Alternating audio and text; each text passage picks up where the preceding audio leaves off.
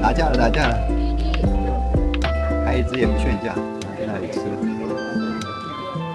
他在那里看他们。对，一边吃一边看，吃的好开心啊！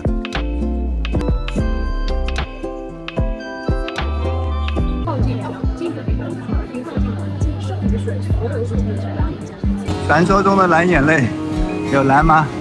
现场看到的颜色是绿色的。从都江堰坐到成都的西浦站，然后这里好像是直接换乘地铁。成都非常热闹，哇，这里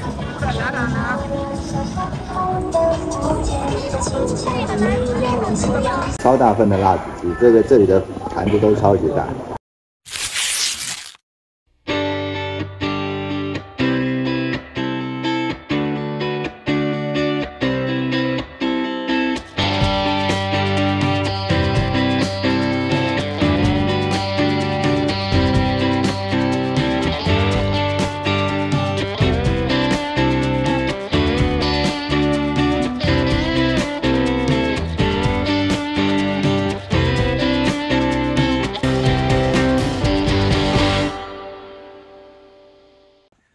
接着昨天说啊，昨天还没说完，为什么我在中国大陆旅游越多，出去越多，会越对这里的人感到失望？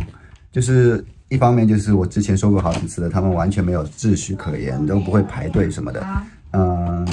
反正明明有那种拦住的地方，让他们进行一列的队伍，他们都会一堆人挤在那里，把那个拦住的地方的空间尽量利用，能挤多少人就挤多少人。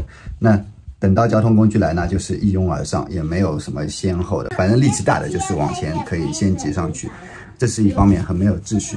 然后像昨天我们高铁下来坐那个无障碍电梯，也是明明我们就等在那个门口，但是它门口又不是只能站一个人，它旁边也能站人，那就会有人陆续插上来。这一点真的是会让人觉得很烦。还有排队的时候，他们很喜欢挤着你的包，就是能靠近你往前挤到前面就尽量挤到前面。那还有呢，这里的人真的抽烟，这一点让我很意外啊。就是大陆也推广室内不抽烟很多年了。我记得差不多10年前，我们上海，我在公司里面那个公司大楼就不能抽烟了，大家抽烟都是去楼下。但是没想到这次来四川，像我们昨天去的乐山，它还是一个城市。里面的餐厅都有人不自觉的在室内抽烟，这一点真的让我们很意外。就这条例已经推行那么多年了，竟然还有人不自觉，而且我们有小孩在，他看到小孩也不会说啊，我先忍一忍。那火车站的站台、月台上真的就是一片烟味，然后到处电梯里也是烟味，很厉害。加上这2天又是阴天，天气又很闷，所以整个空气就觉得很差。反正就是让我觉得，哎，教育了那么多年，为什么都还没有很大的进步？就真的跟我大概10几年前出游差不多，而且可能感觉有一些更差，就是民风日下的感觉。大概就先这样吐槽一下。我们现在从冠县出发去熊猫谷。冠县是以前古蜀国一个重要的构成的城市，它就是都江堰的所在。都江堰就在它旁边，那都江堰就是为了灌溉这个冠县吧，可能。等一下我们去到都江堰要找一个专业的向导来解说一下，因为都江堰它是一个人文景点，你光看那个江是看不出什么的，一定要他解说一下它那些原理。为什么在3000年前，好像是秦国的时期，他就开始做这个工程，然后这个工程到现在还是在运作。就是很了不起的一个水利工程，很神奇。我们就出发吧。看网上的资讯说买票的话，上海人是可以有优惠的，因为08年地震的时候，上海有援建都江堰，但是我到了现场来问那个卖票窗口，他没有优惠，全都是一样的票价。好像是55元一张。据说是上午来，9点前那个熊猫会比较活跃，也可以去看小熊猫，小熊猫是走到最里面，所以我们现在一路是往最里面走，然后慢慢往回走的时候来观看熊猫。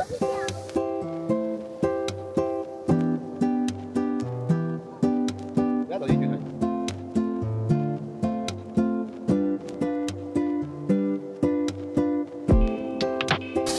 白色的孔雀啊。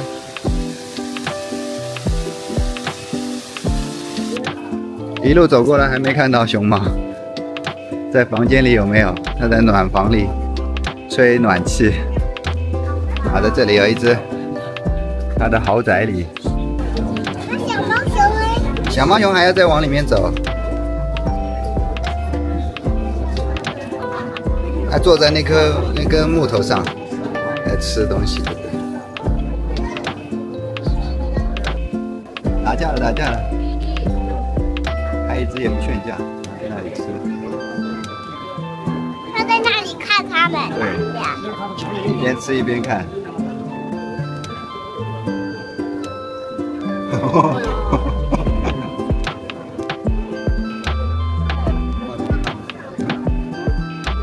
不打架了。哦，还要把它推下去。哦。老梁。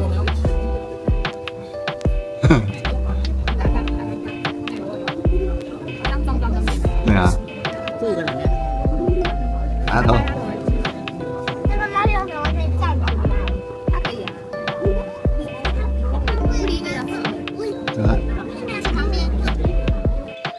这里进去就是小熊猫的自然生态放养区，就是它没有笼子啊什么围起来，有可能就会走到你脚旁边。不过今天看这个人数，它应该不敢出来。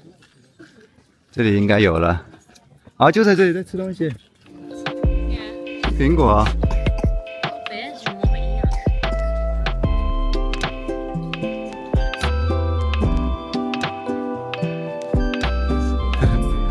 吃的好开心啊！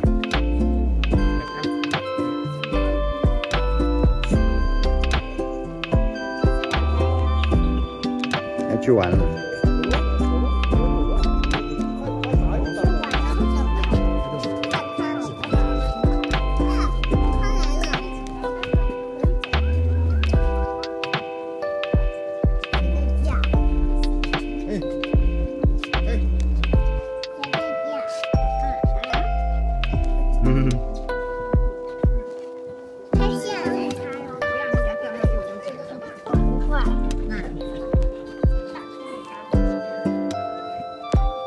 沿着这个木头一直下。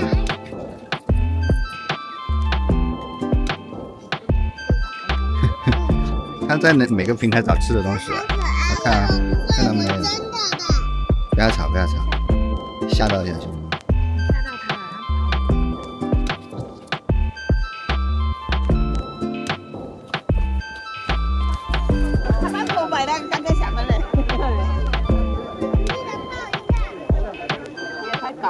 逛完一圈这个熊猫谷呢，还是觉得蛮值得的，就是55块的门票。它大概其实就是3个熊猫的别墅，然后每个别墅里边1到2只熊猫，但是都是能看到，而且距离是蛮近的。还有就是小熊猫也是能看到，它里边有一个自然的区域。那这个熊猫谷它相对于成都的熊猫基地呢要小一点，然后我觉得观看熊猫的距离近一点，虽然它熊猫没有熊猫基地要多，熊猫基地整体的园区更大，走起来还是蛮累的，尤其带小朋友的话会走很长时间。但是熊猫相对多一点，然后看到的数量也会多一点。但是这里就是小小的比较精致一点，整个景区装扮的也很漂亮，那个竹林啊什么的，整个绿化都很漂亮。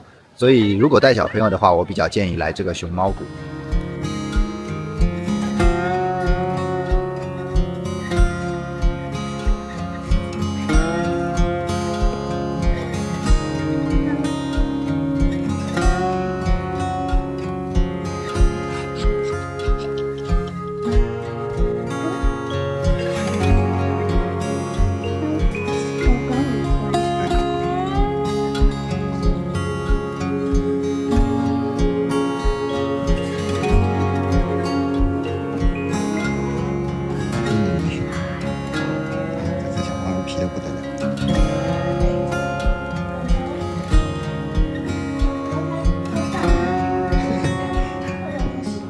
外面又在下雨，我们又回到了冠县这个旅游景区里面啊，找了一家西餐厅，终于不再吃川菜了。小朋友已经很久没吃意大利面了。然后这家餐厅里又有小猫又有小狗，他们在这里玩得很开心啊，感觉我们等到雨小一点再去玩。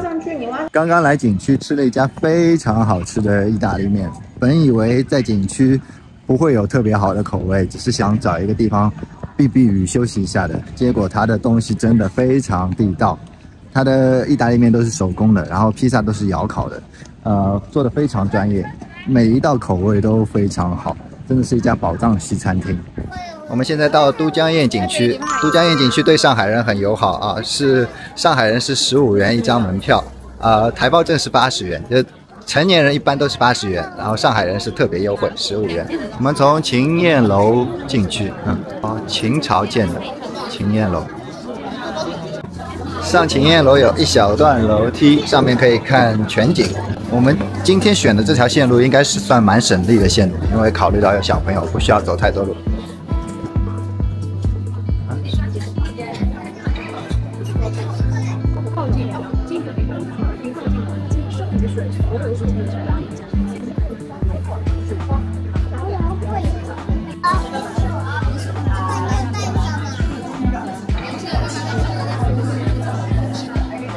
等他听好，听完再问。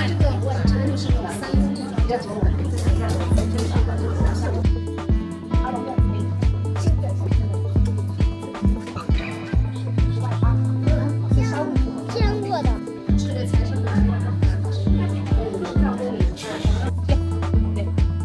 这样控制，中间它是一个太极阴阳鱼、太极八卦，看到没有？就是圆形的太极。然后我们放在额头正中间，拜3下，鞠躬拜3下，这是道教里面的拜法。脚的话站这个拜不行，对，我们叫手握乾坤，掌大八卦。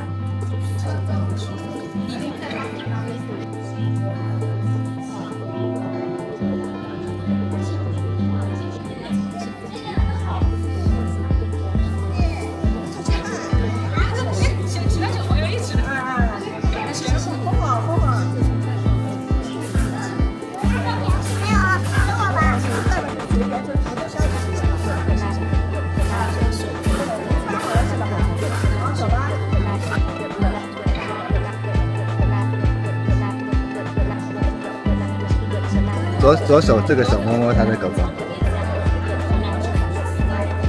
妹妹先过来，先过来，别人在拍照。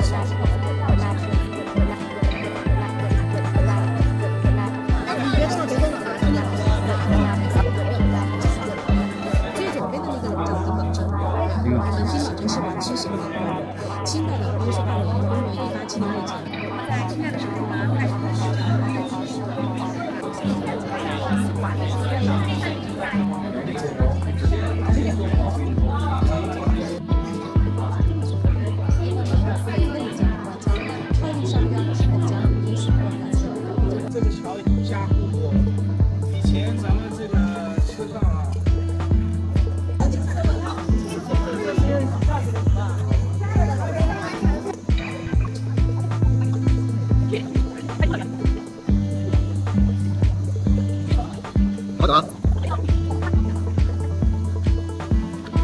爸爸，等一下，你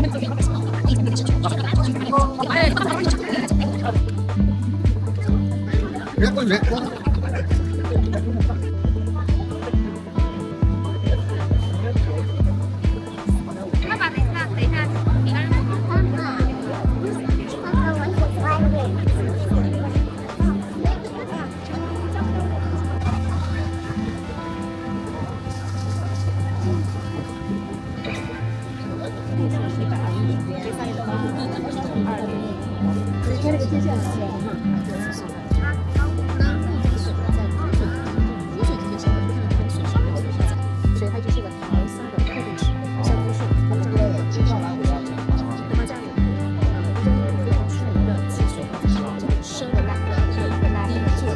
这个高度是李斌那个时候就定下的，一测出来的。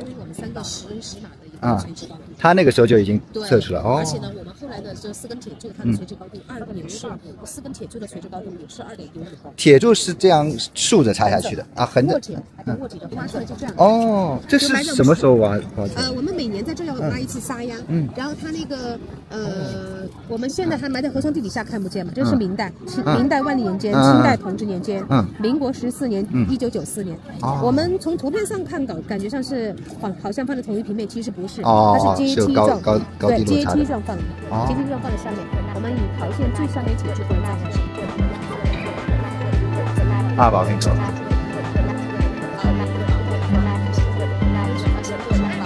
这么转个去吗？啊。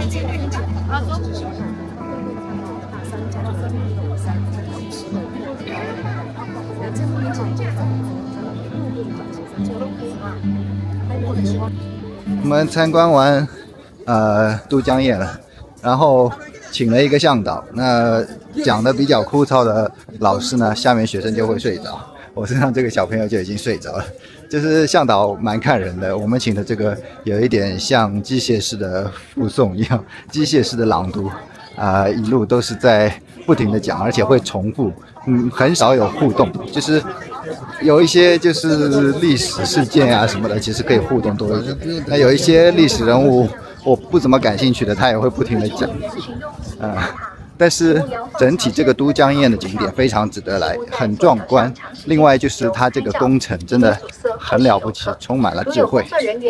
而且最主要，我是觉得它是在2、3千年前造成的这个都江堰，那个古代的科技来说，真的是很了不起，因为它到现代来说也是可以继续运作，正常运作，而且是非常准确的一个工程。就是以现代人的科技来说，可能也是这样造，但是古代人在那么早以前就已经发现了怎么去分流这个岷江，是很厉害的。从都江堰景区出来就是这个南桥，南桥现在知名的一个地方呢，就是晚上6点左右，它会天黑了开灯，南桥下面的水呢就形成了一个人造的蓝眼泪，是现在一个网红的景点。但是我们作为从台湾来的游客呢，根本不稀罕这种人造的蓝眼泪。我们以后要去那个哪里啊？金门还是哪里看那个自然的蓝眼泪？穿过南桥呢，就可以到达冠县的景区里面。这个南桥造的还是蛮漂亮的，蛮壮观的。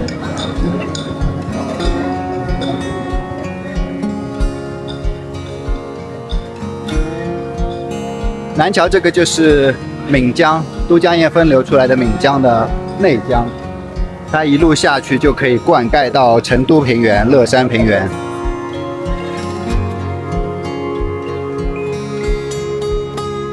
这里就是冠县景区。哇，好像哦，好真哦。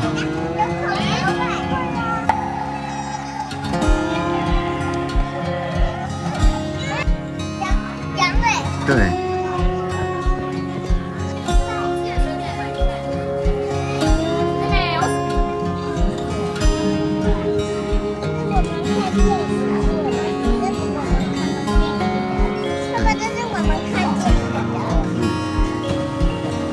传说中的蓝眼泪，有蓝吗？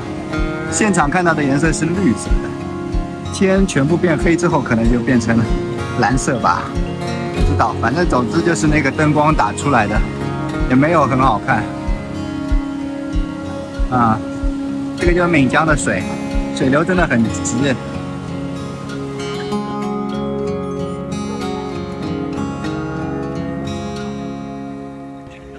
看这个天才设计，我的行李箱完全过不去，完全卡住。我们现在去成都的高铁上，然后20分钟，但是因为今天临时订的票，所以就没有座位。然后它这个车其实跟地铁蛮像的，是这样子。从都江堰坐到成都的西浦站，然后这里好像是直接换乘地铁，但是我们也没买地铁票，要出站之后进对面那个站，同一个站台，穿过去就是直接坐地铁。啊，从火车站直接出来，然后旁边就是买票，再往前就是进地铁，地铁的2号线。它那个都江堰，它算城际快线，城际快线跟地铁是同一个站台，还蛮方便的，也不用再过安检了，直接买票，然后在哪里？好，对，2号线，应该就一个方向吧。坐我也不知道，要上去看，到那个大屏幕去看看，我们要坐几站。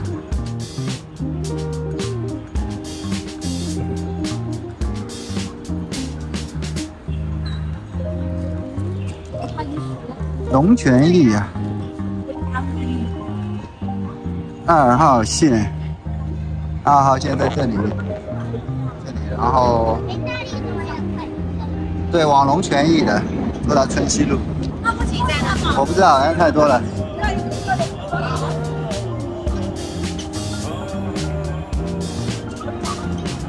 来了，都有位置的终点站。1、2、3、4、5、6、7、8、9、10、11、12、13、14、15站，你可以吗？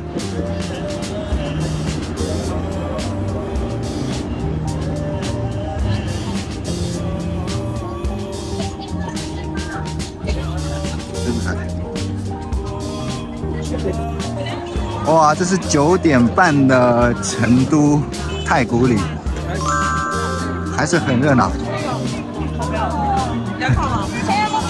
好，9点半的春熙路这里，你看那边的熊猫爬在那个大楼上。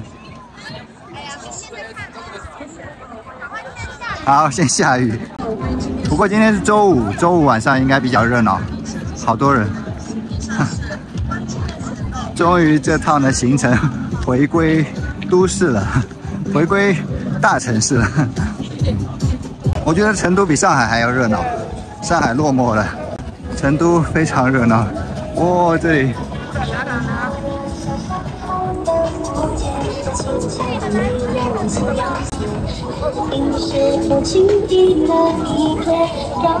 哇，太嗨了吧这里！上海真的不行，上海输了。然后前面就要快到我们的住宿点了。这次行程还是有一些艰辛的，就是我都会把住宿点定在离第2天要去的地方比较近的，所以也就是前1天晚上会比较赶一赶。每次订酒店都是开盲盒，这个外面环境不怎样，竟然还有一张按摩椅，这个看起来就很老，很老。里面挑选一下哦。那你好，走过路过不要与美丽擦肩而过的你。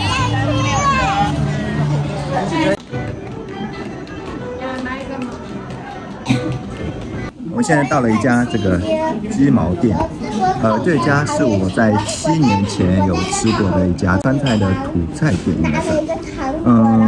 当时对它的一个菜叫做锅边馍，感觉非常惊艳。它那个一个大铁锅，然后拿那个面团摊在上面，然后呢面团它是很软的，有一坨会垂下去，然后垂的时候呢就在那个边上形成那个烙出来的一薄薄的一片。下面一团呢，就是比较软的，像那种包子的质感。然后呢，它会在那个铁锅正中央放一个蒸笼的东西，反正就是把水放在里边。所以上面那团厚的呢，它是用蒸熟的，而边上那个脱下来的薄的呢，它是煎熟的。所以那个东西吃起来它的口感非常特别，就是边上是脆脆的，然后中间那一团非常软，非常韧。很好吃，但是可惜这家店现在开了很多分店，然后开在一些可能比较现代的一些商场里面、百货里面，所以它就没有这个铁锅了，没有这个锅边馍这道菜了，好遗憾啊！这个小孩来了四川几天，已经变成川妹子了。吃那么辣的海带丝，吃了好几条都不说辣。你下面这有一个辣椒。金龟子辣椒啊。妹妹不会辣吗？这个叫八骨肉，应该是猪骨头吧，猪骨头加上辣的炒的花椒什么的，很香。然后它其实这个骨头应该是有熬过、炖过的，就是肉不会到很硬，然后外面再炸过还是怎样，我也不知道怎么做。反正这是这家店的一个招牌菜。这个就是乱炒江湖菜了，土鸡，然后豆芽，还有一些什么，就是给小朋友吃的。先给我们饭。这怎么样？请问这是什么肉？猪肉还是牛肉？稍等一下，我帮你问一下。好，谢谢。可以放大吧？这个就是跟挂包很像的，基本上就是挂包，少了花生粉，少了香菜。超大份的辣子鸡，这里的盘子都超级大。看啊，我的手是这样子大，我的手是这样子大，对比一下，超级大份。来吃吃看辣子鸡，它的非遗辣子鸡。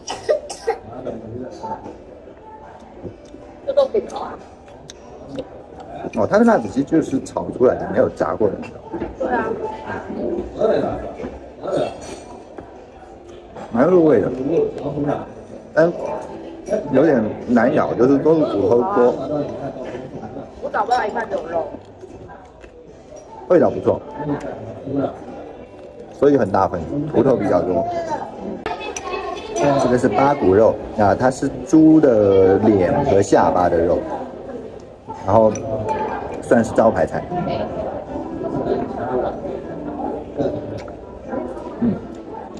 好吃的。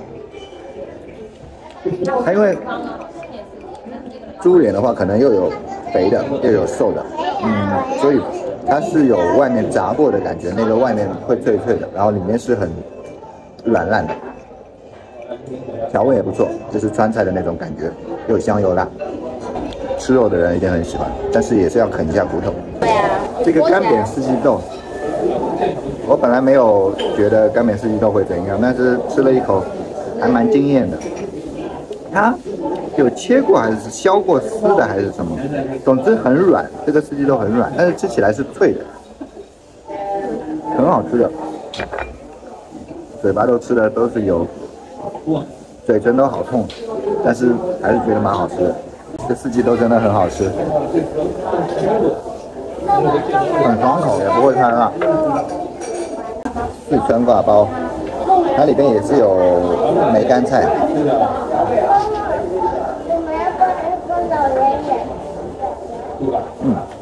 可能吃惯了台湾的，我觉得这个太咸了，蛮咸的。本次成都行告一段落，虽然主打景点九寨沟体验不佳，但它的景色确实可谓世界顶级。无论景色优美与否，秩序文明与否，都在旅程中有所展现，也是当下最真实的记录。四川是一个我很爱的地方，自己去了5、6次，比较知名的一些景点也算基本都走过，像是色达佛学院、摄影天堂新都桥、地球秘境稻城亚丁、雪山草甸四姑娘山等，也近距离观看过天葬。而这次更是补全了九寨沟这个四川顶级景点之一。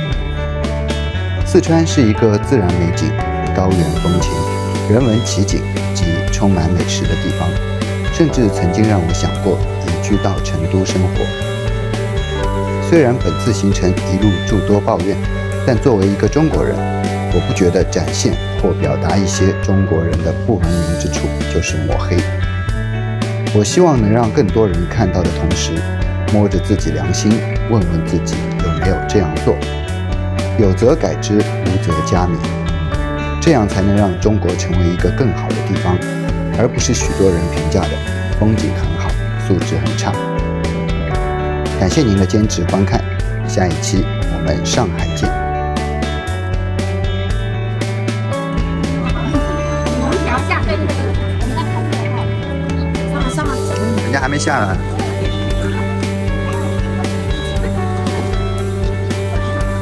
要上这条山线，留神周边下车通道，先向后放出向后上。开车乘客抓紧时间，上车前往车厢都不走，还没赶紧的车。